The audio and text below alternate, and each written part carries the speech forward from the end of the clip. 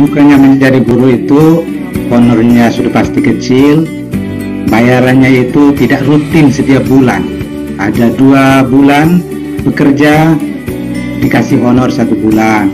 Kadang saya sampai 4 bulan.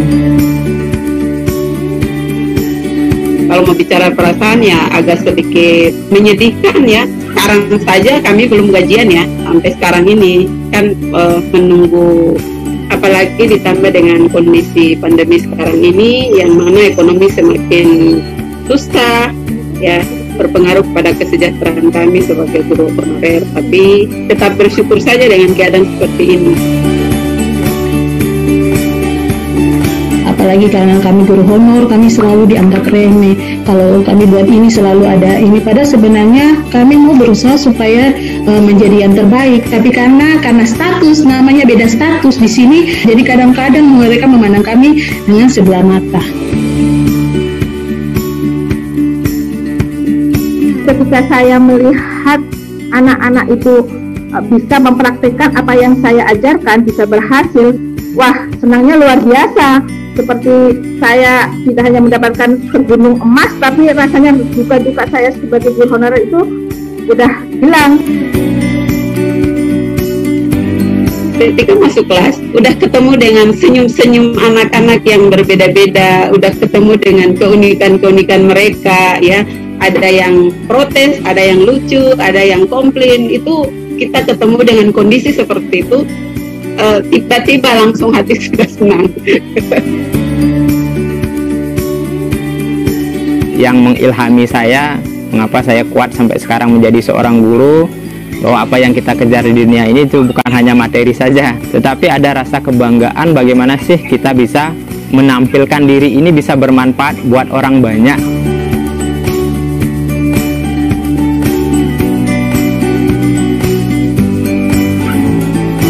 Saya senang sekali mendengar ada program P3K ini, karena memberikan harapan kepada kita guru-guru honorer yang sudah tidak bisa mendaftar lagi ke PNS. Ini angin segar buat kami, Pak. Bertahun-tahun kami menjadi seorang honorer, bisa berpunya kesempatan untuk mengabdikan diri menjadi seorang abdi negara.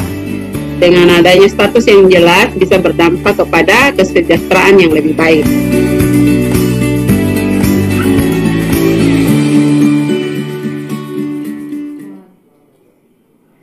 Setelah kita saksikan bersama-sama video dari para guru honorer yang selama ini sudah menjadi bagian dari perjuangan pendidikan Indonesia, kita akan segera menyimak paparan yang akan disampaikan oleh para panelis kita siang hari ini. Kami persilahkan kepada Menteri Pendidikan dan Kebudayaan Bapak Nadiem Anwar Makarim untuk memberikan paparan. Kepada yang terhormat Bapak Nadiem Anwar Makarim, waktu dan tempat kami persilahkan. Terima kasih Bapak dan Ibu Menteri, serta hadirin yang saya hormati. Izinkan saya memaparkan pentingnya seleksi guru P3K pada tahun 2021 mendatang. Saya sudah banyak berkeliling ke sekitar Indonesia, berbagai macam daerah, dan setiap kali saya menemui guru-guru honorer, ada banyak sekali dari mereka yang punya hati nurani, yang tulus untuk mengajar, dan punya berbagai macam inovasi dan motivasi untuk belajar. Jadi semakin saya terjun ke lapangan, semakin saya menyadari bahwa pasti ada cukup banyak guru-guru honorer ini yang gajinya sekarang dibayar antara 100 sampai 300 ribu rupiah per bulan, yang sebenarnya layak menjadi ASN, yang sebenarnya punya kompetensi untuk menjadi guru yang baik. Dan karena itu, kita memastikan di Kemendikbud bahwa ada jawaban dari pemerintah. Ada jawaban mengenai bagaimana bagi yang layak dan punya kompetensi yang baik, bagaimana mengenai kesejahteraan mereka, bagaimana mengenai kesetaraan nafkah mereka. Jadi ini adalah bentuk jawaban kami dan pembuktian bahwa pemerintah hadir dan menjawab pertanyaan dan tantangan dari berbagai macam guru honorer di seluruh Nusantara kita. Berikut. Mengapa seleksi ini dibuka? Seleksi P3K ini dibuka Karena berdasarkan data pokok pendidikan Dapodik, Kemendikbud mengestimasi kebutuhan guru di sekolah negeri kita itu mencapai sekitar 1 juta guru.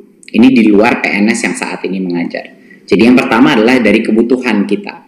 Tetapi juga pembukaan seleksi ini adalah upaya untuk menyediakan kesempatan yang adil. Kesempatan yang untuk para guru-guru honorer kita yang terbaik untuk membuktikan kompetensi mereka. Untuk membuktikan kompetensi mereka tanpa kita batasi. Jadi ini juga adalah bagian daripada filsafat Merdeka Belajar, di mana setiap guru-guru kita, guru-guru honorer di seluruh Nusantara kita, bisa punya kemerdekaan untuk membuktikan dirinya. Apakah mereka punya kompetensi untuk diangkat menjadi ASN sehingga meningkatkan nafkah mereka dan kesejahteraan mereka. Berikut. Siapa saja yang dapat mendaftar dan mengikuti tes seleksi ini? Pemerintah membuka kesempatan bagi guru-guru honorer di sekolah negeri dan di swasta yang terdaftar di Dapodik. Ini juga termasuk guru eks tenaga honorer kategori 2 yang belum pernah lulus seleksi menjadi PNS atau P3K sebelumnya. Dan yang kedua adalah untuk lulusan PPG yang saat ini tidak mengajar. Jadi dua-duanya boleh diberikan kesempatan di tahun 2021 untuk mengikuti tes seleksi ini. Berikut.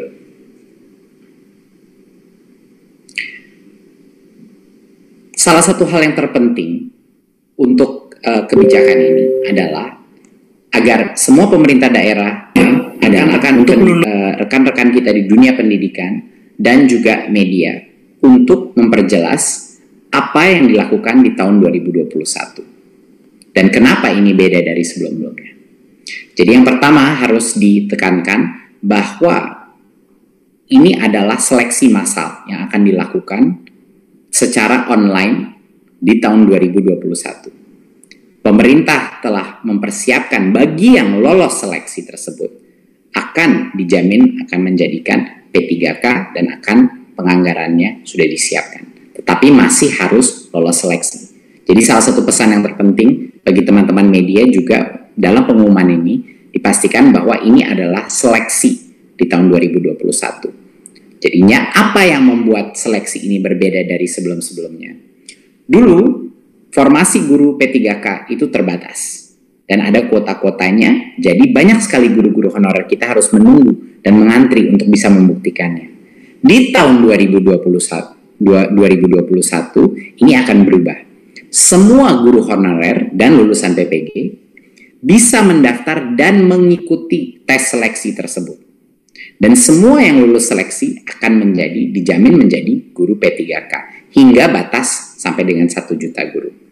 Nah, berarti ini yang sangat penting. Walaupun kami sudah membuka formasi sebesar dengan 1 juta guru, yang akan menjadi P3K adalah yang lulus seleksi. Jadi kalau yang lulus seleksi cuma sebagian dari itu, itulah yang di tahun 2021 akan menjadi guru P3K. Nah, agar pemerintah bisa mencapai target ini, pemerintah pusat mengundang pemerintah daerah untuk mengajukan formasi sebanyak mungkin sesuai dengan kebutuhannya. Nah, ini sangat penting karena pada saat ini masih banyak sekali formasi yang kita dapatkan itu baru sekitar 200.000. Padahal kita mengetahui bahwa kebutuhan guru ASN kita jauh lebih besar dari itu sampai dengan 1 juta. Jadinya masih ada yang harus kita tutupi perbedaan antara formasi yang sudah diterima sama jumlah yang seharusnya ada. Jadi kami mohon semua pemerintah daerah untuk mengajukan formasi sebanyak-banyak mungkin sesuai dengan kebutuhannya, ya. Karena kalau lolos tes P3K ini, anggarannya akan dijamin oleh pemerintah pusat, akan sudah disiapkan, tidak perlu khawatir. Jadi ini perbedaannya dari yang dulu. Dulu formasi itu terbatas, di tahun 2021 semuanya akan bisa mengikuti tes online tersebut dan bisa membuktikan kelayakannya. Yang kedua, sebelumnya setiap pendaftar itu diberikan kesempatan mengikuti ujian seleksi rata-rata sebanyak 1 kali per tahun untuk mengikuti itu. Bedanya di tahun 2021, setiap pendaftar ini diberikan kesempatan beberapa kali. Jadi kalau dia gagal pada kesempatan yang pertama, dia dapat belajar lagi, belajar ulang, dan mengulang ujian hingga 2 kali. Ya, 2 kali lagi. Jadi total itu bisa mengambil 3 kali tes tersebut. Dan ini bisa di tahun yang sama, di tahun 2021, ataupun di tahun berikutnya. Karena ini akan menjadi suatu program yang berkesinambungan. Ketiga, sebelumnya tidak ada materi persiapan untuk para pendaftar. Kemendikbud ingin memastikan bahwa guru-guru honorer kita mendapatkan kesempatan yang adil, bahwa mereka bisa mendapatkan materi pembelajaran secara daring untuk semuanya, untuk membantu pendaftar mempersiapkan diri sebelum ujian seleksi. Jadi kita akan pastikan bahwa akan ada berbagai macam pelatihan online yang bisa dilakukan secara mandiri oleh para guru-guru honorer untuk mempersiapkan diri untuk ujian seleksi ini. Karena standar ujian seleksi ini akan ditentukan dengan standar dengan kualitas yang baik. Ya, itu adalah suatu hal yang sangat penting untuk memastikan kualitas mutu pembelajaran anak-anak kita itu masih terjaga. Keempat, sebelumnya pemerintah daerah yang harus menyiapkan anggaran gaji peserta yang lulus seleksi guru P3K. Tapi di tahun 2021 pemerintah pusat memastikan tersedianya anggaran bagi gaji semua peserta yang lulus seleksi guru P3K. Jadinya daerah sekali lagi tidak perlu khawatir mengajukan formasi sesuai dengan kebutuhannya karena anggarannya sudah disiapkan. Dan yang terakhir, biaya penyelenggaraan ujian sebelumnya biasanya ditanggung oleh pemerintah daerah. Tetapi di tahun 2021, biaya penyelenggaraan ujian ditanggung oleh Kemendikbud. Ini adalah perubahan-perubahan yang transformatif dari proses seleksi sebelumnya dan yang sekarang. Makanya kami di Kemendikbud beserta bekerja sama dengan Pan-RB dengan juga Kemenq untuk memastikan bahwa di 2021 kita benar-benar memberikan kesempatan yang adil untuk semua guru honorer membuktikan kehandalannya, membuktikan kompetensinya untuk bisa menjadi ASN. Berikut. Terima kasih. Sekian dari saya, presentasi saya. Sekali lagi, saya harap ini bisa menjadi angin segar bagi para guru-guru honorer yang sebelumnya belum mendapatkan kesempatan untuk menunjukkan kelayakannya.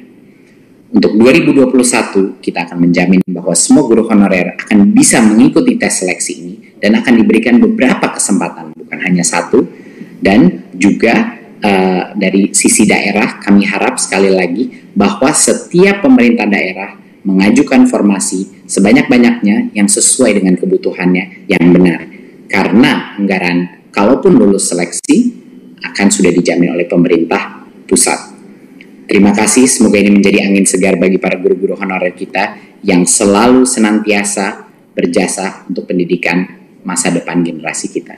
Wassalamualaikum warahmatullahi wabarakatuh. Waalaikumsalam warahmatullahi wabarakatuh. Terima kasih kami ucapkan kepada Bapak Nadiem Anwar Makarim atas paparan yang diberikan. Arahan berikutnya akan dijelaskan oleh Menteri Keuangan Ibu Sri Mulyani Indrawati. Kepada yang terhormat Ibu Sri Mulyani Indrawati, waktu dan tempat kami persilahkan.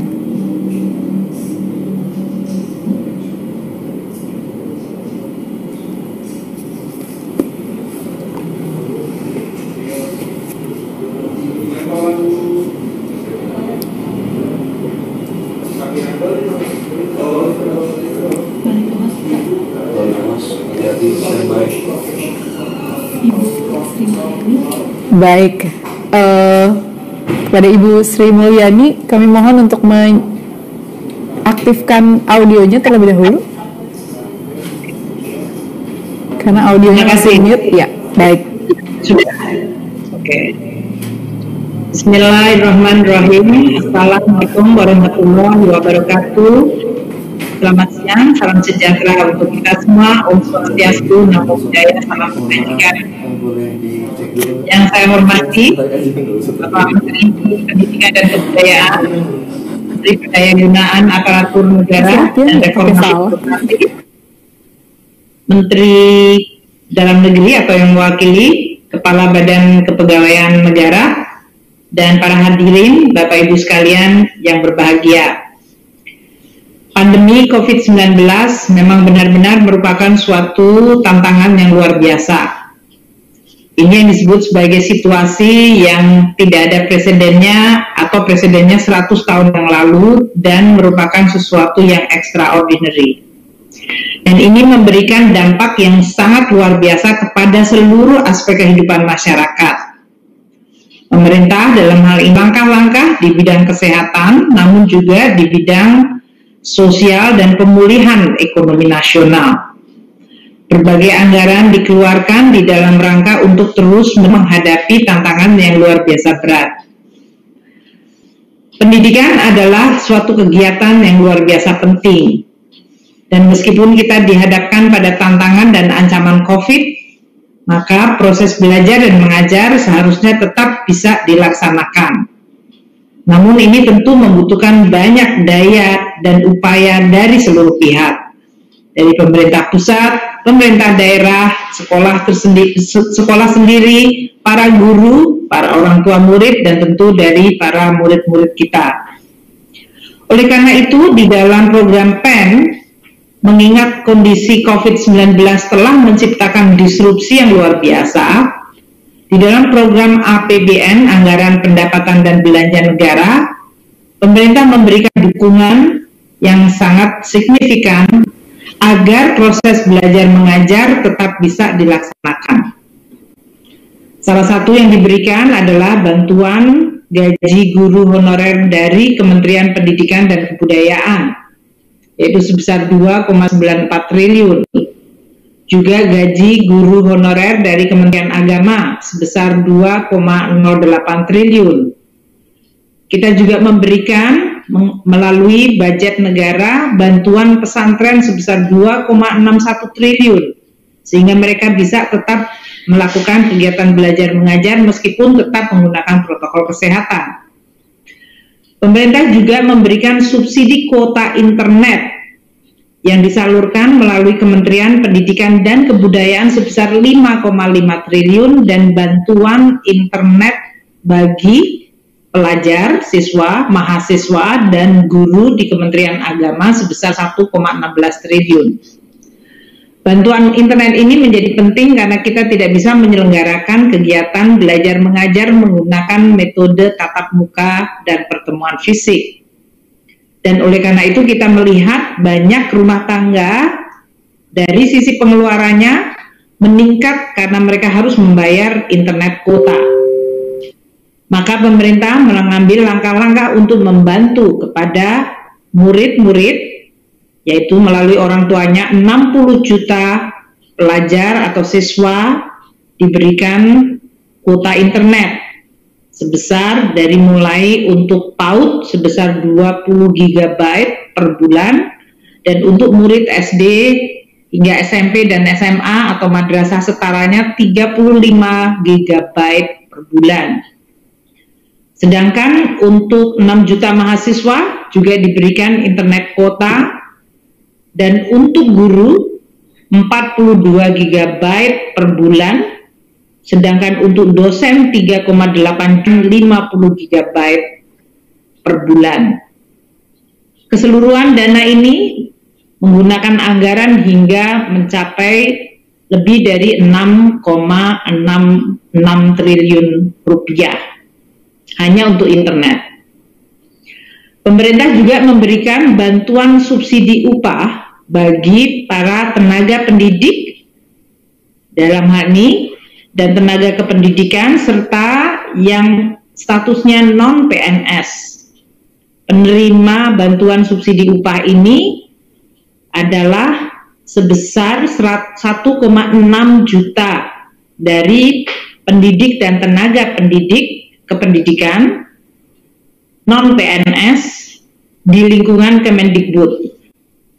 Juga untuk di lingkungan Kementerian Agama 800.000 dari tenaga pendidik dan tenaga kependidikan non-PNS di lingkungan Kementerian Agama juga mendapatkan bantuan subsidi upah ini. Bantuan ini sebesar 600.000 selama 3 bulan. Dengan total anggaran mencapai 3,66 triliun rupiah. Ini seluruh kita mengetahui bahwa kita tidak bisa menyampaikan bahwa seandainya pandemik tidak terjadi, COVID masih terjadi dan masih berlangsung. Namun kita tidak boleh menyerah, kita tidak boleh berpangku tangan, kita harus berikhtiar. Dan dengan berbagai anggaran tadi kita harapkan meskipun pasti tidak 100% optimal, para pelajar, para murid, dan mahasiswa tetap bisa melaksanakan kegiatan belajar. Dan para pengajar, para guru, para dosen bisa memberikan kesempatan untuk melakukan pengajaran. Untuk tahun 2020 ini, kita juga tetap mengeluarkan anggaran pendidikan untuk berbagai kegiatan seperti membangun rehabilitasi sekolah dasar dan menengah.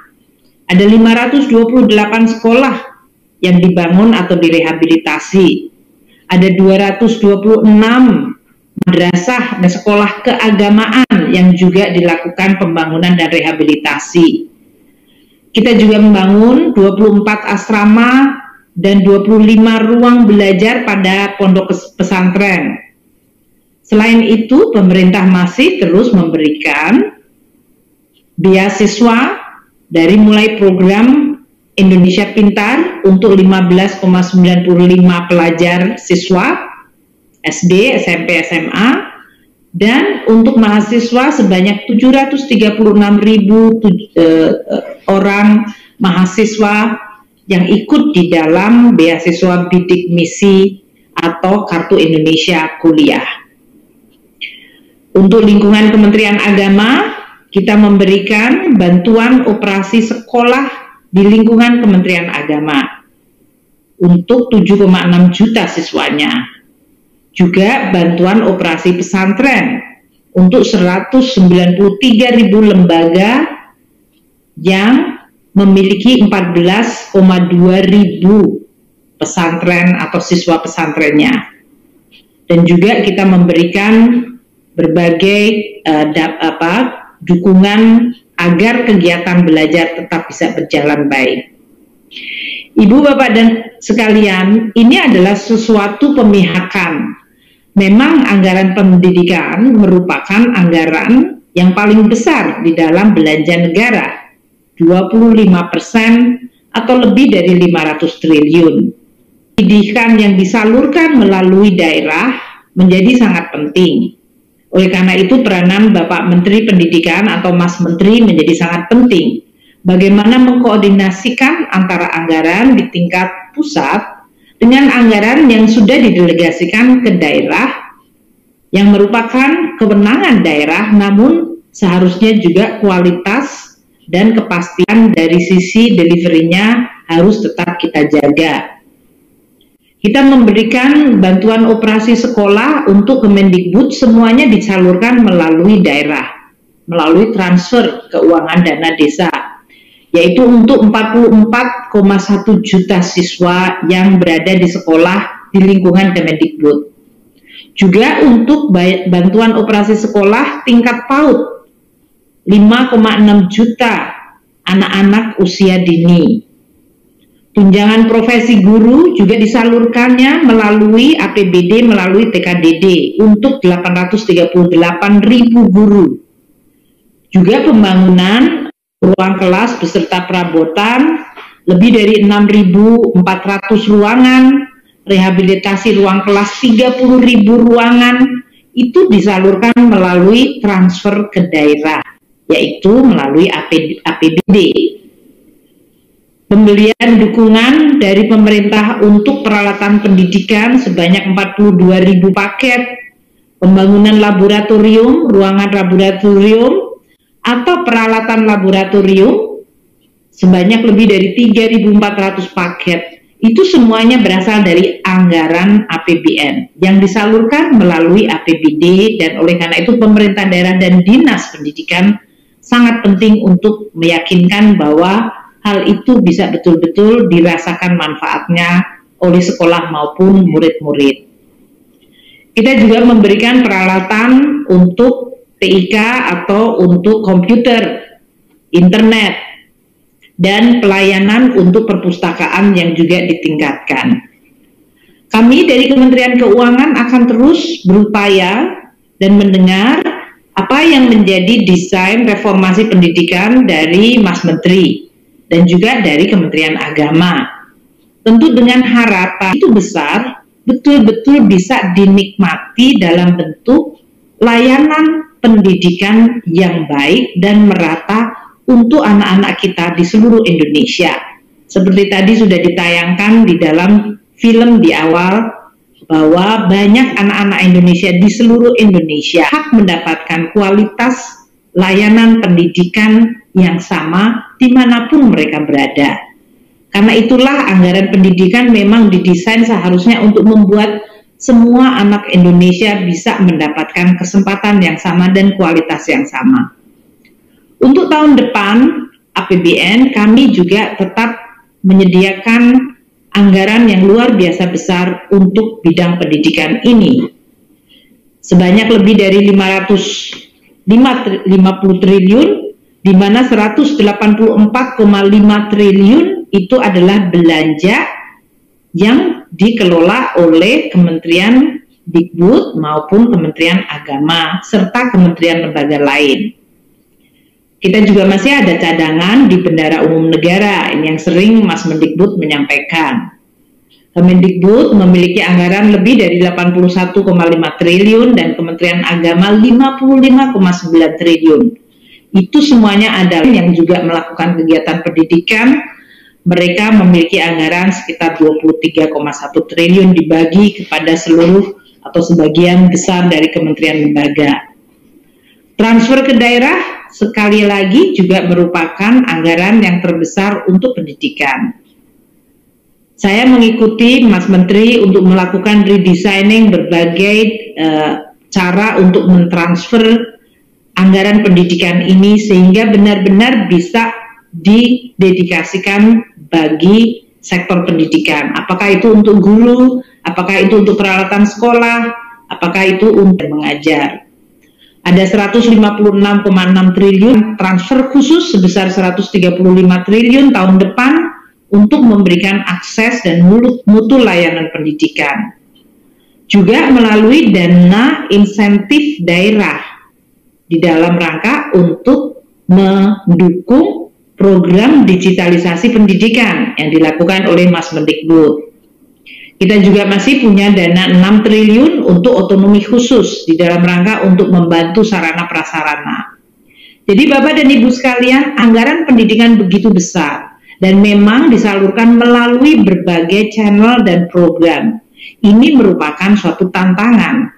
Oleh karena itu peranan dari Kemendikbud di bawah pimpinan Mas Menteri menjadi sangat penting. Karena memang anggaran untuk pendidikan itu mencakup dari mulai beasiswa, baik itu beasiswa untuk murid-murid maupun untuk para mahasiswa, itu mencakup lebih dari 1 juta orang, yaitu semacam beasiswa murid siswa kita yang mencapai atau murid. Kita juga memberikan gaji tunjangan profesi guru untuk non-PNS. Ada 293.000 guru di Kemendik. Nah, terkait acara hari ini, kami menyambut gembira bahwa Kementerian Dikbud akan melakukan perekrutan pegawai pemerintah dengan perjanjian kerja. Tentu ini sudah dilakukan dengan suatu perhitungan yang matang dan program yang tadi telah dijelaskan oleh Mas Menteri mengenai mekanismenya. Jumlah guru non-PNS sekarang ini adalah sebesar 1,6 juta orang. Jadi kalau seandainya rekrutmen hari ini bisa terjadi, tentu bisa mengurangi atau dalam 3K. Karena memang tadi seperti yang disampaikan oleh para guru honorer tadi, gaji dan tunjangan dari status karena memang tadi seperti yang disampaikan oleh para guru honorer tadi, gaji dan tunjangan dari status kita berharap juga para guru bisa mempersiapkan dan tadi seluruh anggaran untuk rekrutmen dibiayai oleh anggaran APBN kita. Kalau kita lihat untuk tahun 2021 ini telah dicadangkan 1,46 triliun untuk gaji ASN yang baru. Jadi ini artinya nanti kalau para guru honorer mereka akan mendapatkan gaji sebagai ASN dan tunjangan kinerja dan sejenisnya untuk guru, termasuk yang dalam hal ini sebesar 4.060.490 bagi guru yang menikah dan memiliki 2 anak dari sisi total tunjangan kinerjanya. Ini adalah anggaran yang sudah disediakan dalam bentuk APBN pusat maupun APBD. 1,46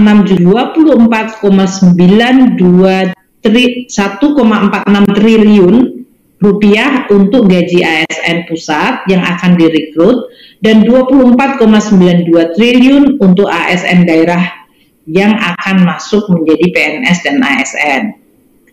Kita mengetahui bahwa untuk pusat ini akan ada formasi 54.581, PNS 27.291, dan untuk yang P3K sebesar 27.290. Untuk daerah yang akan lebih besar, dalam hal ini untuk CPNS 119.094, dan untuk P3K tadi yang disampaikan Pak Wapres dan Pak Mendikbud akan ada rekrutmen sampai dengan 1.2.616 orang. Tentu kita berharap para guru yang tadi 1,6 juta yang statusnya sekarang honorer akan bisa melakukan persiapan sehingga bisa diterima dengan kualitas sesuai dengan ujian yang akan ditetapkan. Selain itu kami masih ada untuk P3K non-guru, yaitu tenaga non-kependidikan, itu masih akan ada formasi sebanyak 70.000 lebih.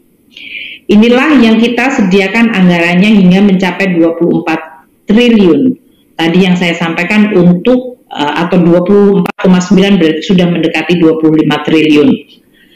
Banyak pemerintah daerah mengatakan ya mereka akan rekrut kalau ada anggarannya, dan sekarang kami telah menyediakan anggaran. Tentu dengan demikian kita berharap akan ada perekrutan dengan tetap menjaga kualitas. Alokasi anggaran untuk pembayaran gaji tunjangan yang melekat pada gaji untuk tahun anggaran 2021 ini akan mencapai sebesar 58,8 triliun. Nah, mekanismenya tentu saja dalam hal ini sesudah formasi guru tadi ditetapkan di masing-masing kabupaten, kota, daerah. Kalau yang untuk tadi P3K daerah, maka kemudian mereka melakukan tadi sesuai yang disampaikan oleh Bapak Menteri atau Mas Menteri. Nanti kalau sudah ditetapkan pengangkatan P3K-nya oleh pemerintah daerah dan registrasinya di Badan Kepegawaian Nasional, sesuai dengan hasil seleksi yang tadi diselenggarakan oleh Kemendikbud dengan Kementerian PAN-RB, maka pembayaran gajinya akan menggunakan jalur APBD, di mana kami akan melakukan transfer melalui transfer umum. Dan penyaluran DAU setiap bulannya dilakukan sesudah pemerintah daerah menyampaikan realisasi belanja pegawainya. Jadi dalam hal ini Kementerian Keuangan akan terus mengikuti proses ini, berapa yang nanti akan mengikuti ujian, berapa yang kemudian betul-betul direkrut, berapa yang kemudian mendapatkan pengangkatan oleh pemerintah daerah dan ditetapkan atau diregistrasi di BKN, dan dengan basis itu kemudian akan dilakukan transfer umum sehingga kemudian pemerintah daerah bisa membayar melalui dana transfer umum yang ditetapkan. Kami sangat menyadari bahwa kualitas guru adalah sangat-sangat penting dalam meningkatkan kualitas pendidikan dan sangat mendukung apa yang disampaikan dan merupakan tekad dari Kementerian Pendidikan Kebudayaan untuk terus melakukan reformasi kegiatan pendidikan di Indonesia agar makin meningkat kualitasnya. Saya selalu teringat bahwa teachers affect eternity, no one can tell where their influence stop. Artinya pengaruh guru itu hampir selamanya dan nggak pernah bisa diketahui kapan berhentinya. Banyak kalau Bapak dan Ibu nanti mengatakan saya teringat kepada guru saya yang inspirat sampai sepanjang hayatnya. Jadi profesi guru adalah profesi yang luar biasa penting. Saya berharap langkah-langkah ini akan bisa memberikan tidak hanya sekedar harapan, tapi juga tekad dari seluruh para tenaga pendidik, para guru, untuk terus mencintai, berdedikasi, dan memberikan yang terbaik untuk para siswanya. Demikian yang bisa saya sampaikan. Terima kasih. Wassalamualaikum warahmatullahi wabarakatuh. Om Santi Santi Santi Om Namo Buddhaya. Waalaikumsalam warahmatullahi wabarakatuh. Terima kasih kami ucapkan kepada Ibu Sri Mulyani Indrawati atas arahan yang diberikan.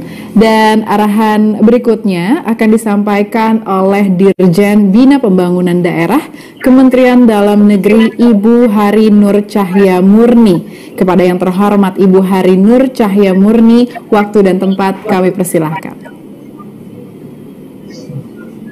Assalamualaikum warahmatullahi wabarakatuh. Salam sejahtera bagi kita semua. Om Swastiastu, Namo Buddhaya, salam kebajikan. Pertama-tama kami mengucapkan maaf Bapak Menteri Dalam Negeri karena pada saat yang bersamaan dan ada acara ANES untuk rencana Pilkada serentak 9 Desember 2020, sehingga beliau menugaskan kepada kami untuk mewakili dan menyampaikan 5 catatan yang kami akan aturkan dalam kesempatan yang baik ini. Pertama-tama Bapak Ibu sekalian, bahwa Kementerian Dalam Negeri sangat mendukung rencana atau kebijakan seleksi guru honorer menjadi P3K pada tahun 2021. Dukungan tersebut nyata diwujudkan di dalam penyiapan rancangan Permendagri tentang teknis pemberian gaji dan tunjangan guru P3K pada instansi daerah sesuai dengan amanat pasal 7 ayat 2 Perpres 98 tahun 2020 tentang gaji dan tunjangan P3K. Yang ketiga, kepada pemerintah daerah kiranya dapat dalam kesempatan pertama melakukan pemetaan dan penghitungan secara cermat terkait kebutuhan pendidikan dan kependidikan sesuai dengan formasi yang ditetapkan oleh pemerintah pusat sebagaimana arahan Bapak Wakil Presiden tadi, Bapak Ibu, karena yang dibutuhkan sebetulnya adalah 1 juta guru, tetapi saat ini pemerintah daerah seluruhnya baru mengajukan 200.000, dan untuk itu secara bertahap barangkali Bapak Ibu para pimpinan daerah untuk segera memetakan kebutuhan tadi. Yang terakhir Bapak Ibu sekalian, pemerintah daerah wajib menyediakan tunjangan guru P3K yang dibayarkan sesuai kemampuan keuangan daerah.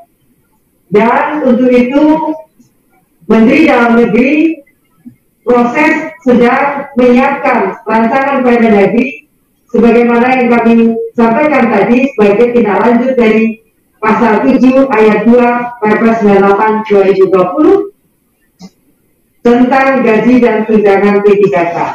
Saya kira itu beberapa poin yang disampaikan Bapak Menteri Dalam Negeri dalam kesempatan ini yang kami bacakan. Terima kasih. Assalamualaikum warahmatullahi wabarakatuh. Om Santi Santi Santi Om. Waalaikumsalam warahmatullahi wabarakatuh. Terima kasih kami ucapkan kepada Ibu Hari Nur Cahya Murni atas arahan yang diberikan. Paparan berikutnya akan disampaikan oleh Bapak Teguh Wijinarko selaku PLT Deputi Bidang SDM Aparatur Kementerian Pendayagunaan Aparatur Negara dan Reformasi Birokrasi. Kepada yang terhormat Bapak Teguh Wijinarko, waktu dan tempat kami persilahkan. Baik, Assalamualaikum warahmatullahi wabarakatuh. Salam sejahtera bagi kita semua. Pertama-tama barangkali kami sampaikan permohonan maaf karena Bapak Menteri Pan-RB tidak hadir dalam acara ini karena beliau ada acara yang lain, dan beliau meminta saya untuk menyampaikan beberapa materi arahan terkait dengan rencana seleksi guru P3K tahun 2021.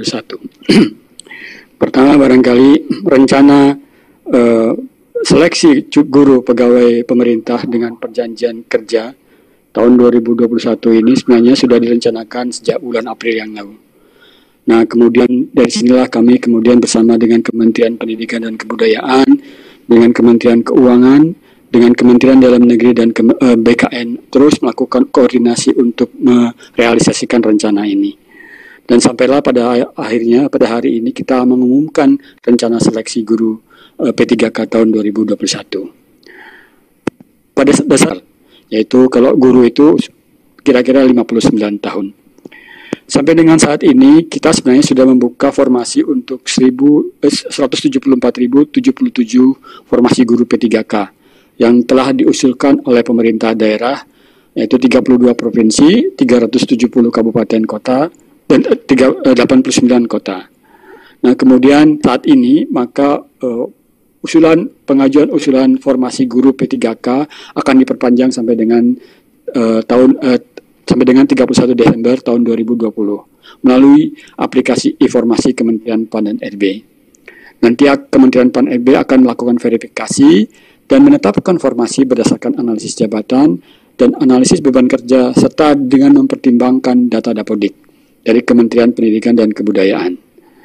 Tentunya kami juga menggunakan peraturan perundangan yang berlaku, yaitu PP nomor 49 tahun 2018 tentang manajemen P3K. Kemudian baru-baru ini telah terbit Perpres nomor 38 tahun 2020 tentang jenis jabatan yang dapat diisi oleh P3K dan Perpres nomor 98 tahun 2020 tentang gaji dan tunjangan P3K. Serta kami juga sudah mengeluarkan sekitar 3 Permen PAN RB terkait dengan P3K ini untuk mendukung pelaksanaan tentang P3K ini. Nah, saat ini kami bekerja sama dengan Kementerian Pendidikan dan Kebudayaan, BKN, BPKP, BSSN, dan BPT untuk mempersiapkan atau merancang sistem penerimaan soal ujian kompetensi dan sistem seleksi yang kita sinergikan bersama. Dalam waktu dekat, barangkali setelah kita persiapkan semua, Kementerian PAN RB akan menetapkan Peraturan Menteri PAN RB terkait dengan dasar hukum pelaksanaan seleksi guru guru P3K tahun 2021 ini. Demikian Bapak sekalian apa yang bisa saya sampaikan terkait dengan rencana seleksi guru P3K tahun 2021. Lebih kurangnya mohon maaf. Assalamualaikum warahmatullahi wabarakatuh. Salam sejahtera bagi kita semua. Amin. Waalaikumsalam warahmatullahi wabarakatuh. Telah kita simak bersama paparan dari Bapak Teguh Wijinarko. Paparan berikutnya akan disampaikan oleh Kepala Badan Kepegawaian Negara yang diwakili oleh Bapak Suharmen selaku Deputi Bidang Sistem Informasi Kepegawaian Badan Kepegawaian Negara. Kepada yang terhormat Bapak Suharmen, waktu dan tempat kami persilahkan. Terima kasih Mbak Moderator. Assalamualaikum warahmatullahi wabarakatuh. Selamat siang dan bagi kita semua. Swastiastu, Namo Buddhaya, salam kebajikan. Pertama-tama kami mengucapkan permohonan maaf atas Kepala BKN tidak bisa hadir pada pertemuan kita pada siang hari ini karena ada kegiatan lain yang beliau tidak bisa wakilkan. Untuk itu beliau meminta kami untuk menyampaikan beberapa materi paparan terkait dengan kebijakan pengadaan P3K untuk guru tahun 2021. Bapak Kepala BKN beberapa waktu yang lalu, nanti dulu sebelumnya, Bapak Kepala BKN pada waktu yang lalu sudah menyampaikan bahwa BKN dalam konteks pelaksanaan reformasi guru, khususnya sektor pendidikan, BKN sangat mendukung penuh terhadap apa yang sedang dilakukan oleh Pak Menteri, Pak Nadiem Makarim. Dan BKN tentu saja akan berkomitmen untuk memenuhi kebutuhan apa yang sudah disampaikan di dalam reform beberapa kali rapat pertemuan yang sudah dibahas sebelumnya. Untuk itu, sesuai dengan agenda yang disampaikan kepada Kepala BKN, kami akan sampaikan bagaimana kebijakan terkait dengan pengadaan guru P3K ini pada tahun 2021. Mungkin langsung ke slide ketiga, mungkin. Terus lanjut, terus saja. Terus satu lagi ya. Pelaksanaan seleksi P3K guru atau pegawai pemerintah dengan perjanjian kerja untuk formasi jabatan guru, pada dasarnya prinsip pelaksanaannya, terutama di dalam konteks pelaksanaan seleksi, akan dilaksanakan secara transparan, akuntabel, efektif, efisien, dan terintegrasi. Transparan tentu saja sebagaimana proses pelaksanaan seleksi calon pegawai negeri sipil ataupun calon pegawai P3K tahap pertama yang sudah dilakukan beberapa waktu yang lalu, di mana semua publik masyarakat akan bisa mengontrol, melihat dari capaian yang diperoleh oleh setiap peserta seleksi, sehingga tidak ada kemudian di dalam proses seleksi ada yang merasa dirugikan atau ada yang merasa dicurangi di dalam terhadap capaian seleksi yang dilakukan oleh setiap peserta.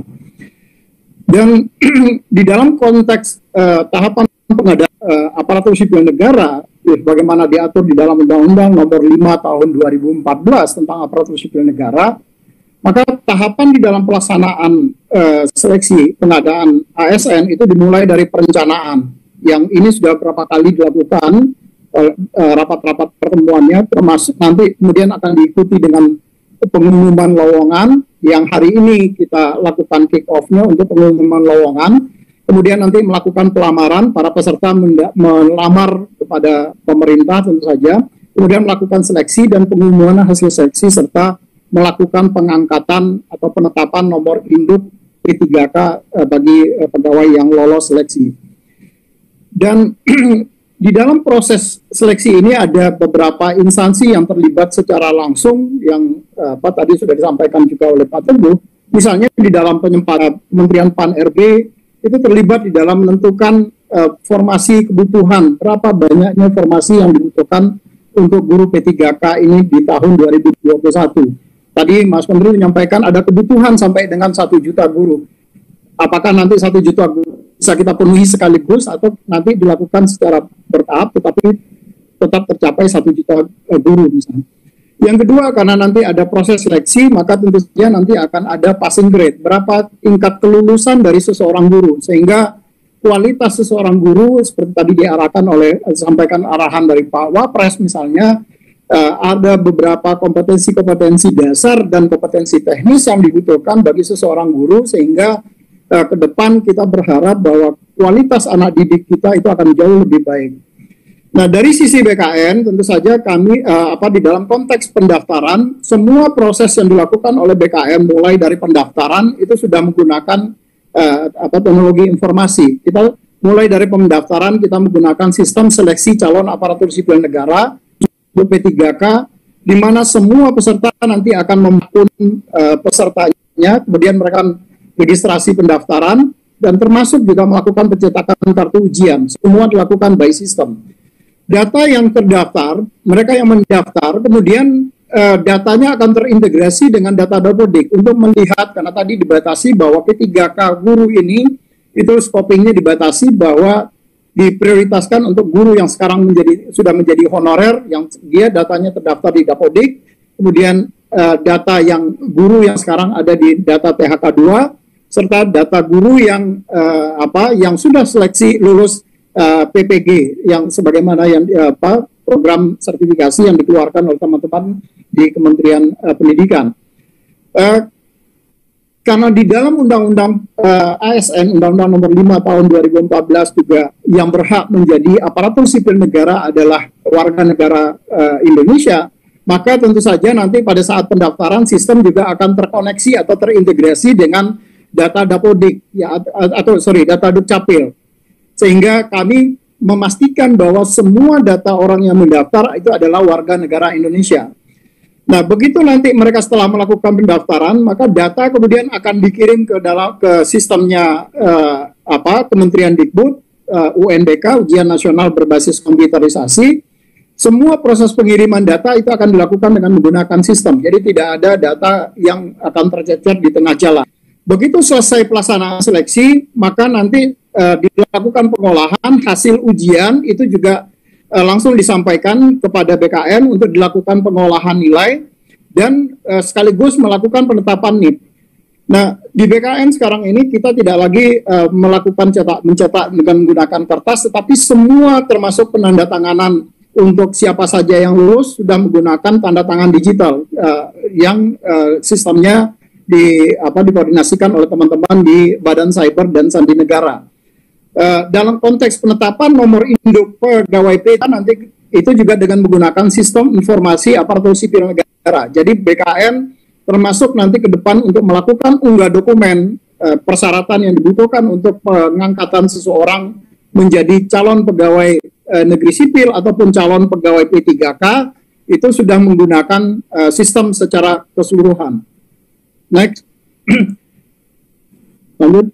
Nah, di dalam konteks pelaksanaan guru P3K pegawai pemerintah dengan perjanjian kerja, kalau kita berbicara perjanjian maka tentu akan ada kapan rentang waktu perjanjian kerja itu. Undang-Undang nomor 5 tahun 2014 ataupun PP 49 tahun 2017 tentang manajemen P3K di situ sudah mengatur bahwa perjanjian kontrak dengan pegawai P3K itu paling singkat dilakukan 1 tahun dan dipanjang sesuai dengan pencapaian kinerja dari setiap pegawai P3K tadi. Termasuk juga nanti kesesuaian dari kompetensi. Jadi kalau kompetensinya ternyata tidak pas di bidang itu, maka tentu saja kontrak P3K-nya bisa diputus dan yang bersangkutan kemudian bisa mengikuti kontrak dengan jabatan yang lain, yang berbeda. Kemudian tentu tapi setelah melaksanakan seleksi. Kemudian ada berdasarkan atas kebutuhan instansi. Jadi kenapa ANJAP ABK, analisa jabatan dan analisa beban kerja dari setiap ASN, baik itu CPNS ataupun calon pegawai P3K, itu harus disusun berdasarkan analisa jabatan dan analisa beban kerja. Kemudian yang terakhir adalah kontrak itu dapat diperpanjang setelah mendapat persetujuan dari PPK, pejabat pejabat pembina kepegawaian, yang dalam hal ini adalah Bapak Ibu Gubernur, Bapak Ibu Bupati, dan Bapak Ibu Wali Kota. Nah, dalam konteks peraturan perundang-undangan juga diatur apa sih yang kemudian bisa menyebabkan perjanjian kerja itu bisa dihentikan. Yang pertama, dia bisa dihentikan secara hormat. Kalau misalnya jangka waktu perjanjiannya sudah berakhir. Misalnya kalau dia sudah memasuki batas usia yang dipersyaratkan di dalam jabatannya. Jadi kalau untuk guru misalnya batas usia yang dipersyaratkan di dalam jabatannya maksimum 60 tahun, maka nanti mereka akan dapat diberhentikan dengan hormat setelah yang bersangkutan mencapai batas usia 60 tahun.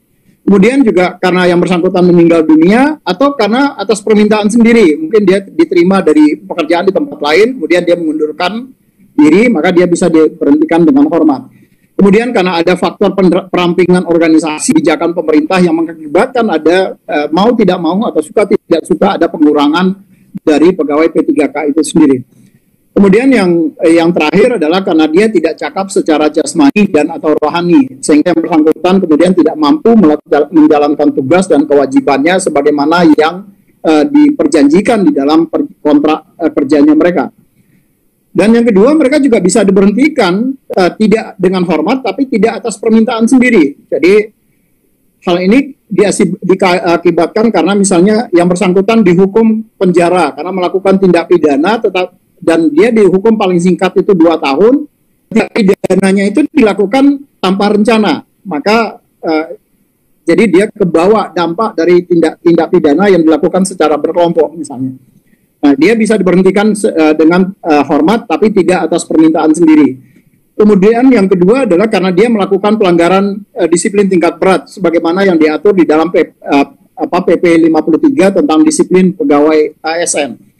Kemudian dia juga bisa diberhentikan dengan hormat tidak atas permintaan sendiri sebagai konsekuensi dari tidak memenuhi target kinerja yang telah disepakati. Jadi Bapak Ibu PPK, Bapak Ibu Gubernur, Bupati, Wali Kota itu dapat melakukan evaluasi atas kinerja dari setiap PPK yang kita angkat, kemudian apakah yang bersangkutan kemudian layak untuk dilakukan perpanjangan kontrak kinerjanya atau tidak.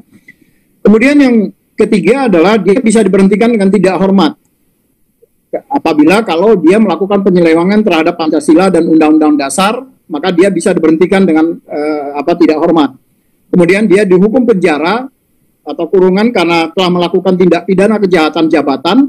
Jadi dia melakukan korupsi yang ada hubungannya dengan jabatan, dan itu kemudian sudah ditetapkan oleh keputusan pengadilan, maka dia bisa diberhentikan dengan tidak hormat.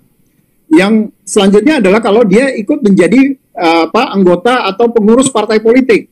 Ini tidak hanya berlaku bagi pegawai P3K, tetapi juga berlaku bagi pegawai negeri sipil. Jadi kalau dia menjadi partai politik, maka yang bersangkutan kemudian dapat diberhentikan dengan tidak hormat.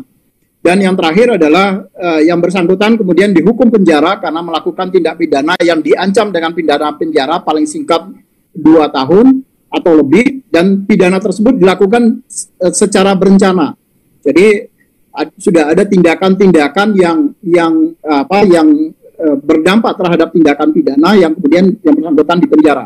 Ini kemudian bisa diberhentikan dengan tidak hormat bagi pegawai P3K yang tadi. Itu mungkin beberapa hal yang perlu kami sampaikan dari sisi Badan Kepegawaian Negara, dan atas perhatiannya kami ucapkan terima kasih. Assalamualaikum warahmatullahi wabarakatuh. Waalaikumsalam warahmatullahi wabarakatuh. Terima kasih kami ucapkan kepada Bapak Suharmen atas paparan yang diberikan. Bapak dan Ibu hadirin sekalian, tentunya kita sama-sama berharap bahwa program seleksi guru pegawai pemerintah dengan perjanjian kerja atau P3K tahun 2021 dapat berjalan dengan lancar dan memberikan harapan baru bagi pendidikan Indonesia ke depannya. Lalu bagaimanakah pendapat dari organisasi guru mengenai program ini? Mari kita saksikan tayangan berikut. Penting. Mengingat para guru begitu sentral dalam mewujudkan Merdeka Belajar. Karena itu terobosan ini juga penting, mengingat selama ini termasuk sekolah Katolik kesulitan finansial untuk gaji guru yang layak, terutama guru honorer. Terkait dengan rencana tersebut, kami di Ikatan Guru Indonesia memang sudah sangat lama memperjuangkan agar kawan-kawan guru ini direkrut dan diperjelas statusnya sebagai pegawai. Selama ini kawan-kawan guru P3K ini memang belum jelas, yang sudah lulus kemarin juga belum jelas sampai sekarang, tetapi rencana ini harus kita apresiasi, apalagi rencananya mencapai 1 juta guru.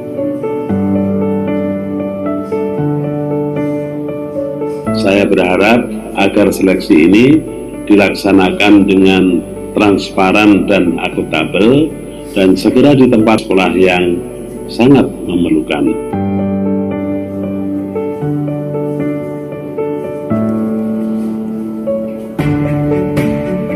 Kita berharap bahwa proses mekanisme P3K ini didasari prinsip keadilan dan kesetaraan, mengindahkan perlengkapan administrasi dan juga kompetensi moral, spiritual, akademik, dan kepribadian. Karenanya prioritaskan guru-guru honorer yang mengabdi di sekolah-sekolah kecil di daerah, khususnya yang menyebar di pulau-pulau seluruh Nusantara ini. Akhirnya para guru juga, ya kami berharap supaya para guru, khususnya guru honorer, juga mengabdi dengan hati yang tulus dan terus-menerus belajar untuk mewujudkan Merdeka Belajar demi SDM unggul Indonesia yang maju, adil, dan sentosa.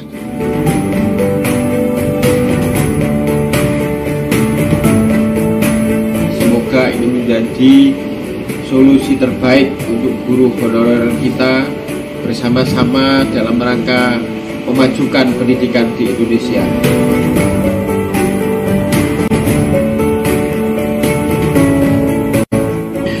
Bapak Ibu yang kami hormati, apa yang dilakukan Kemdikbud ini saya pikir adalah sebuah terobosan besar, tetapi ada banyak catatan yang harus kita titipkan kepada Kementerian Pendidikan dan Kebudayaan. Yang pertama, P3K ini tidak boleh membebani anggaran pendapatan dan belanja daerah, sehingga pemerintah harus memastikan bahwa sumber pendanaan untuk penggajian PPPK ini untuk guru itu berasal dari APBN. Kenapa seperti itu? Karena kami lebih berpikir Kemdikbud mestinya lebih fokus melahirkan guru-guru profesional.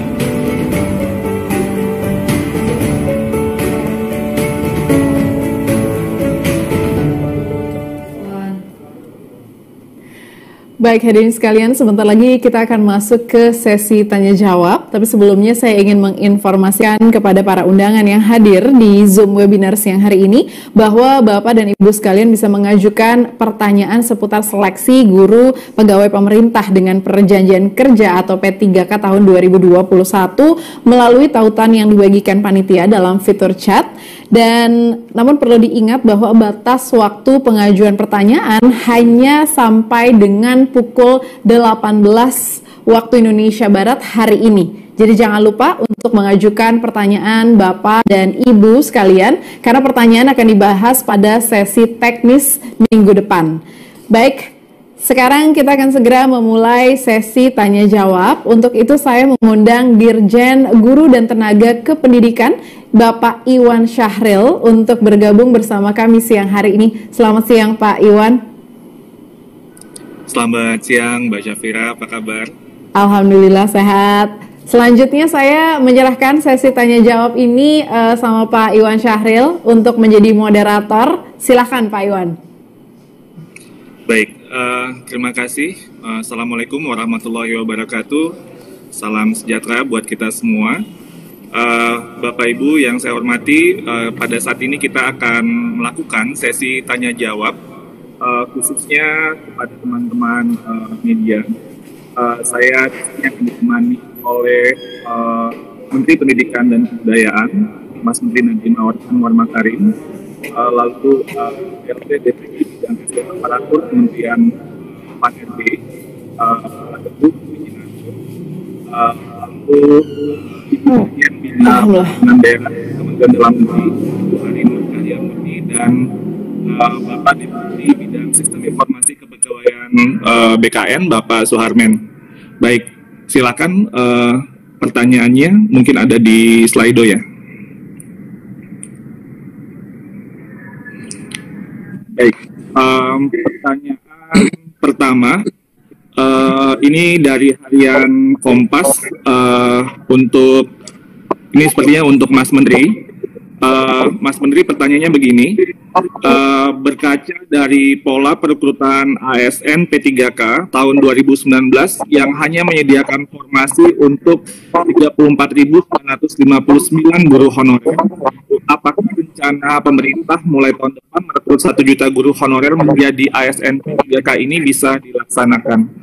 Silakan Mas Menteri. Terima kasih Mas Iwan. Mungkin saya jawab ini secara bertahap. Yang pertama, yang telah disiapkan oleh pemerintah pusat adalah kapasitas formasi anggaran untuk 1 juta guru. Kapasitas itu harus dipenuhi sama semua pemerintah daerah dulu. Pemerintah daerah harus mengajukan formasi tersebut, yang sekarang baru hanya sampai 200.000, dan itu harus kita tingkatkan sebanyak mungkin sesuai dengan kebutuhan masing-masing. Nah, setelah formasi itu semuanya terdapatkan, baru dari situlah kita melakukan tes seleksi. Dan dari tes seleksi itu, berapapun yang lulus akan bisa diangkat oleh pemerintah daerah sebagai P3K dengan dana yang sudah dianggarkan dan sudah diamankan oleh pemerintah pusat. Jadi ini tidak menjadi beban pemerintah daerah untuk gaji mereka. Jadi ini yang penting, bahwa ini bukan pengangkat di tahun 2021, ini adalah penyediaan kapasitas sebesar yang lolos. Nanti kalau yang lolos cuma 20%, 30%, 40%, 50%, itu adalah tergantung lulus seleksi apa tidak. Tetapi yang lulus seleksi akan dijamin anggarannya sudah disiapkan oleh pemerintah pusat. Jadi ini untuk teman-teman media sangat penting, bahwa headline besarnya itu bukan akan mengangkat 1 juta guru, tapi menyediakan kapasitas sebesar ini. Dan apa yang berbeda tahun ini, tahun 2021 dari yang sebelumnya, yang tadinya formasi itu diamankan kecil-kecil, sedikit-sedikit, sehingga banyak sekali guru-guru honorer kita nunggu antrian, ada kuotanya cuman kecil. Sekarang kita perbesar jumlah kuota tersebut asal pemerintah daerah mengajukan, dan kapasitas mengambil tes seleksinya untuk semua guru honorer se-Nusantara itu besar sekali, karena akan dilakukan secara tes online dan akan dilakukan beberapa kali dalam tahun 2021 dan tahun 2022. 2022. Jadinya semua guru honorer akan dijamin di tahun 2021 paling tidak sekali atau 2 kali mereka akan bisa mengambil tes seleksi masuk ini yang tadinya sebelumnya belum bisa. Kedua yang berbeda, boleh mencoba beberapa kali sampai dengan total 3 kali percobaan. Itu juga perbedaan kebijakan kita. Dan yang ketiga, apa yang beda dari sebelumnya? Kita persiapkan modul-modul online pembelajaran mandiri bagi guru-guru untuk membekali mereka dan mempersiapkan mereka untuk ujian tes seleksi tersebut. Nah, tentunya pembiayaannya semuanya juga dari Kemendikbud untuk pelaksanaan tes seleksi ini. Jadi ini adalah beberapa hal yang berbeda. Jadi bukan pengangkatan 1 juta guru, tapi penyediaan kapasitas sebesar sampai dengan 1 juta guru.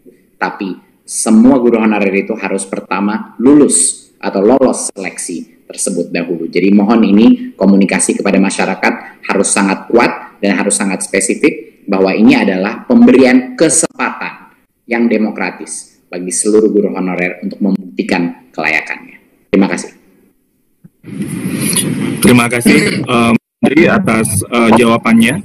Kita akan melanjutkan untuk pertanyaan berikutnya. Silakan ditampilkan pertanyaannya.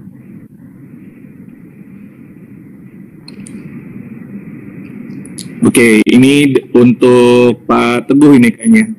Pak Teguh, pertanyaan dari Kompas. Apa ada rencana dari Kemenpan dan Reformasi Birokrasi terkait nasib jutaan guru honorer dan yang sudah pernah mengikuti seleksi?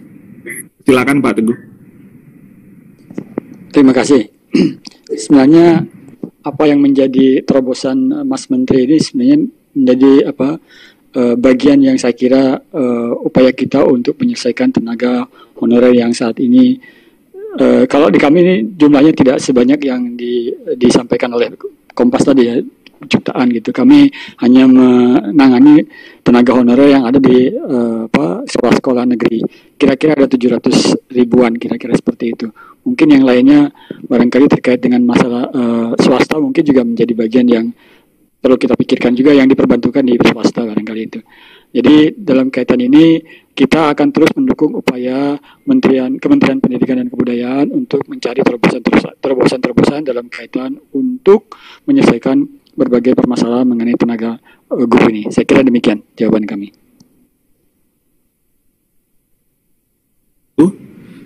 Atas jawabannya. Selanjutnya pertanyaannya silakan ditampilkan. Oke, ini dari Kompas TV. Ini sepertinya untuk Ibu Dirjen, Ibu Hari, pertanyaan dari Kompas TV, Bu. Pertanyaannya demikian. Kami menemukan sejumlah guru honorer di daerah 3T yang masih menerima gaji rendah dan dibayarkan per triwulan atau caturwulan sekali. Sedangkan pengorbanan mereka berat untuk menjangkau murid-murid di sana. Bagaimana imbauan pemerintah kepada pemerintah daerah untuk memikirkan kesejahteraan para guru tersebut? Silakan Ibu Dirjen. Terima kasih Bapak Moderator, Bapak, Ibu sekalian. Jadi memang kalau untuk guru honorer paling tidak itu sama dengan upah minimum yang setiap tahun ditetapkan oleh gubernur melalui keputusan gubernur tentang UMK di masing-masing wilayah. Untuk tahun 2021, 34 provinsi itu sudah menetapkan dan berdasarkan surat edaran dari Ibu Menteri Tenaga Kerja. Ya, jadi sebagai contoh misalnya Aceh 2021 menetapkan 3.165. Nah ini memang baseline-nya sebetulnya adalah UMK.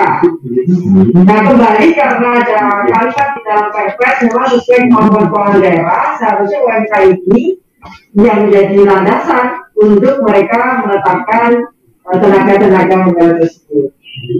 Terkait dengan apa kemudian dibayarkan per triwulan setiap bulan.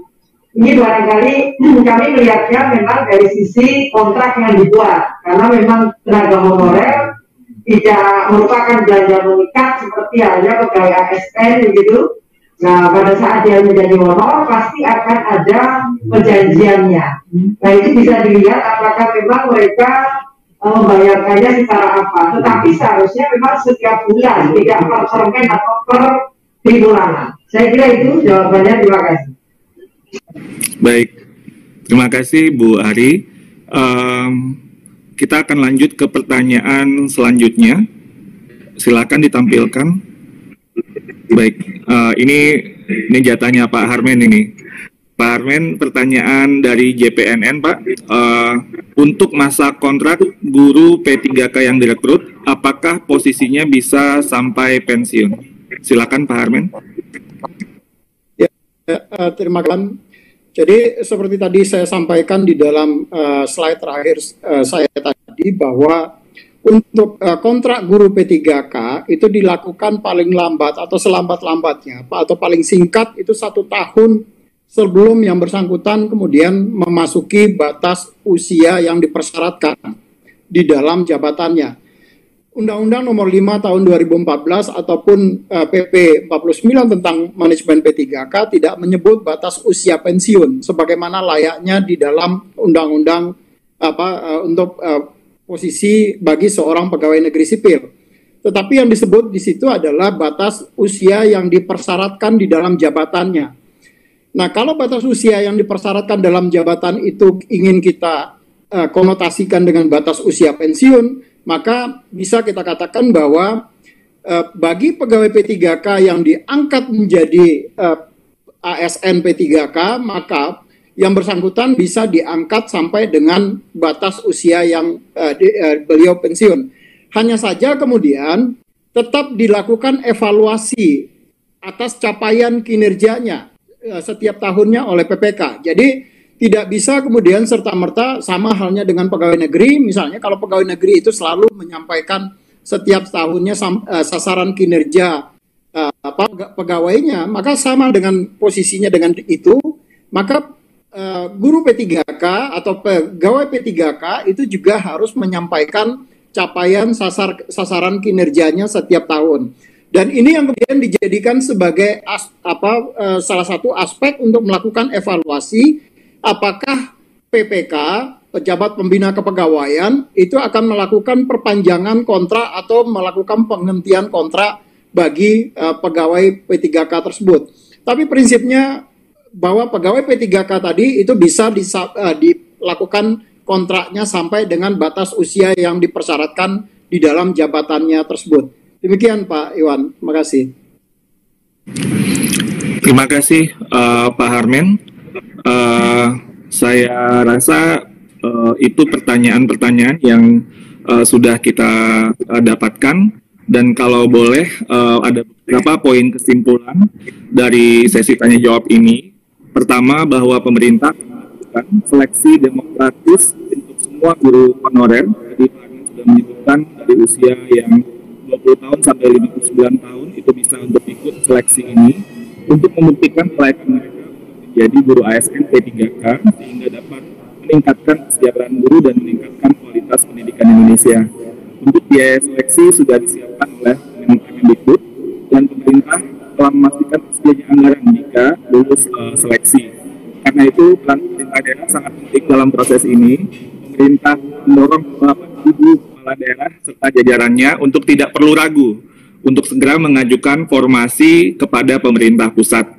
Pada akhir kata, seperti pesan dari Bapak Wakil Presiden, kemudian Ibu Menteri Keuangan dan Mas Menteri, dan Bapak Ibu yang sebagai panelis, marilah kita semua bersama-sama untuk terus mengupayakan dan menyempurnakan layanan pendidikan yang lebih baik dan lebih merata untuk kebaikan semua anak-anak Indonesia. Demikian sesi tanya jawab ini. Wassalamualaikum warahmatullahi wabarakatuh. Waalaikumsalam warahmatullahi wabarakatuh. Terima kasih kepada Bapak Iwan Syahril yang sudah bertindak selaku moderator pada sesi tanya jawab tadi. Tapi sebelum saya tutup secara resmi sesi tanya jawab dan juga mengakhiri rangkaian acara kita pada kesempatan sore hari ini, mungkin Mas Menteri Pendidikan Kebudayaan Republik Indonesia ada closing statement sebelum sama-sama kita akhiri seluruh rangkaian acara kita hari ini. Silakan. Terima kasih. Pertama, terima kasih bagi semua pejabat negara dan pemimpin institusi-institusi kementerian dan badan yang terlibat dalam kebijakan ini. Saya akan mengucapkan apresiasi saya sebesar-besarnya. Tanpa berbagai macam kementerian dan badan yang tidak akan mungkin bisa sampai ke kebijakan ini dan solusi ini. Saya juga akan mengapresiasi sama Komisi 10 DPR yang telah lama berjuang para dan selalu mendorong kami di Kemendikbud untuk menyediakan suatu solusi yang nyata. Ini adalah suatu langkah pertama daripada tantangan atau permintaan tersebut dari masyarakat. Dan saya juga ingin apresiasi sebesar-besarnya kepada Bapak Presiden dan Wakil Presiden kita yang telah mendukung kebijakan ini dan selalu mendukung kesejahteraan para guru honorer. Di awal Kementerian Pendidikan dan Kebudayaan telah menyebut bahwa kami adalah Kementerian Pendidikan dan Kebudayaan, bukan untuk sekolah negeri dan hanya untuk PNS, tapi seluruh Republik Indonesia. Dari awalnya kami bukan hanya menyediakan kata-kata inspirasi atau hanya kata-kata saja, kami menyajikan tindakan nyata bagi para guru honorer. Dari awal pada saat dana BOS kami relaksasi, di mana ada limit atau ada batas penggunaan dana BOS untuk upah guru honorer, itu kita buka, kita bebaskan, kita merdekakan bagi kepala sekolah untuk memberikan kepada guru-guru honorer yang berkinerja terbaik, apalagi di masa krisis seperti ini.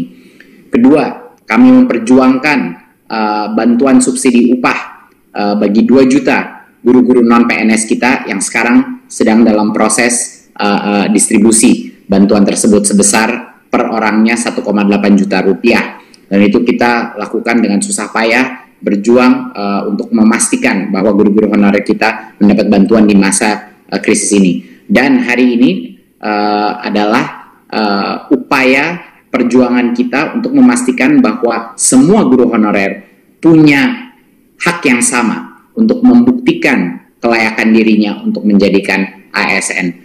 Jadinya dengan beberapa kebijakan ini dan berbagai macam kebijakan lainnya, saya ingin menyebut sekali lagi bahwa pemerintah hadir dan Kemendikbud hadir untuk para guru honorer di negara ini. Terima kasih. Wassalamualaikum warahmatullahi wabarakatuh. Waalaikumsalam warahmatullahi wabarakatuh. Terima kasih kepada Mas Menteri Pendidikan dan Kebudayaan, Bapak Nadiem Anwar Makarim. Dengan berakhirnya sesi tanya jawab, berakhir pula acara kita pada sore hari ini. Sekali lagi terima kasih kepada para panelis yang sudah hadir pada siang hari ini. Terima kasih kepada Menteri Pendidikan dan Kebudayaan Bapak Nadiem Anwar Makarim, Menteri Keuangan Ibu Sri Mulyani Indrawati, Menteri Pendayagunaan Aparatur Negara dan Reformasi Birokrasi yang diwakili oleh Bapak Dwi Wahyu Atmaji selaku Sesmen PAN RB dan Bapak Teguh Wijinarko selaku PLT Deputi Bidang SDM Aparatur. Lalu Menteri Dalam Negeri yang diwakili Ibu Hari Nur Cahya Murni selaku Dirjen Bina Pembangunan Daerah, Kepala Badan Kepegawaian Negara yang diwakili oleh Bapak Suharmen selaku Deputi Bidang Sistem Informasi Kepegawaian Badan Kepegawaian Negara, para Kepala Daerah, Gubernur, Bupati, dan Wali Kota, para pejabat eselon 1 dan 2 di lingkungan pemerintah daerah, dan para perwakilan asosiasi guru dan organisasi pendidikan. Tidak lupa juga saya ingin mengucapkan terima kasih kepada seluruh tamu undangan yang sudah mengikuti acara hari ini dari awal sampai akhir, dan semoga seluruh informasi yang kita terima hari ini bisa membangkitkan semangat untuk sama-sama membangun negeri lewat pendidikan demi terciptanya merdeka pelajar. Kita doakan agar program seleksi guru pegawai pemerintah dengan perjanjian kerja atau P3K tahun 2021 bisa berjalan dengan lancar sesuai rencana dan harapan kita bersama. Akhir kata, saya Syafira pamit undur diri dulu. Mohon maaf kalau ada kekurangan dan kesalahan dalam seluruh rangkaian acara pada kesempatan hari ini. Wassalamualaikum warahmatullahi wabarakatuh.